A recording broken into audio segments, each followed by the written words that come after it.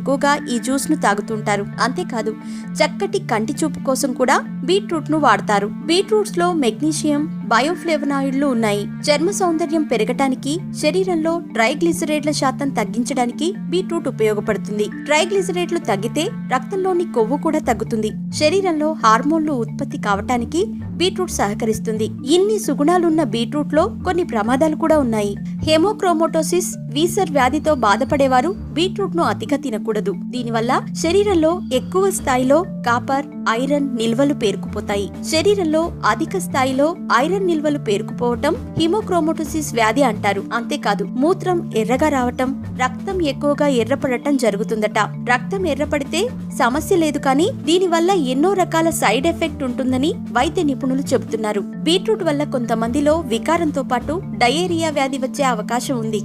గర్భిణీ స్త్రీలు అస్సలు బీట్రూట్ తినకూడదు. అధిక రక్త